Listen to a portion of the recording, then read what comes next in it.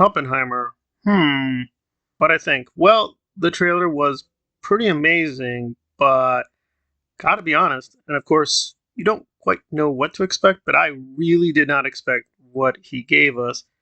Seemed both a little bit too much, but almost nothing at all simultaneously, and I was stunned how much we're getting with Murphy. Like, he is dominating almost the entire trailer, and I barely picked up on the other players, and I'll get to that because I think I spotted a few of the other actors, but really it's just him, other people in a few scenes, and we're getting these very interesting scenes, of course, of the bomb and explosions, but I think of how physicists think about these things. Again, I'm not a physicist by training, but I do things in the philosophy of physics, and I try to do my due diligence and try to understand this at a serious level, but I was a little unclear what we're supposed to get from it in certain places. Like, it's pretty clear in some images we're mirroring how atoms look, and I guess his thinking with the constant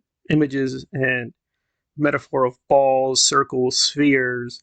It's interesting. Reminded me of his early work, where with yes, there's Inception, but in his early work he liked concentrating on objects and just really focusing on them, especially Memento. Right? There's small objects that are so critical to the story and the characters. Kind of a laser-like focus. The trailer wasn't perfect though.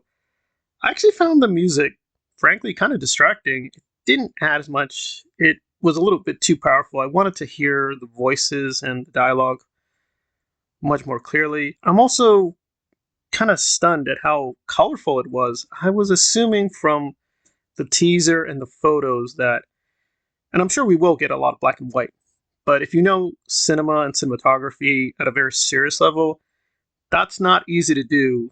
I have total confidence that they've thought about these things, so when we're going to get to the black and white, it'll look really, really intense. But I don't know, I was really stunned that, yeah, I expected it to be a lot more in black and white. We only get a very short section in black and white.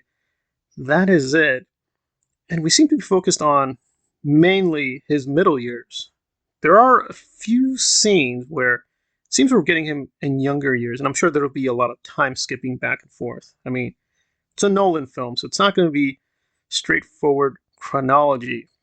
But in terms of the plot, it just doesn't seem like we have any clue. It seems most obviously we're getting the construction of the bomb, the secrecy of the project, his losing faith because he was very enthusiastic at first and slowly became more critical. People of this image, he became an instant pacifist. No, for a time he actually was still very pro-war, pro-military, and yeah, he had a few doubts, but it was a very slow evolution. This definitely paints a picture of him very apocalyptic, just becoming very stunned and in awe of the power. And like I said, I do serious research on this, and it is very frightening when you get into it, just how powerful these weapons are, and just how lethal and deadly, and how close. And people have this image that only with the Cuban Missile Crisis. No, there are a few times that it almost happened. There was almost a real exchange of weapons. It's very scary when you go through it, and just how many times accidents happen, right? Nuclear power plants. It's just very frightening. So we definitely seem to be focused on the moral, ethical dilemma that he's coping with of just handing over this kind of power to the government, military, the secrecy. The realism is really astonishing. I mean, almost nothing seems fake or digital, and almost everything's practical. I'm sure even those explosions, they'd be very careful to time them, make everything safe, but yeah, it felt very real. I got these Paul Thomas Anderson vibes in a few places. Like There Will Be Blood. It felt very Paul Thomas Anderson in a few shots. So I wonder if that's a late addition, because I know he's a big Kubrick person, but I didn't sense much Paul Thomas Anderson influence until lately. So that's kind of interesting too. So all around, very interesting, very amazing. But now we're getting to this puzzling part of it that there's no Emily Blunt. I didn't think I saw any Robert Downey Jr. So none of the big stars, none of the minor stars really either. They're there, but they're kind of in the background. I think I spotted Matt Damon in about 3 scenes, but it's really unclear because he seems fuzzy. He's in the background.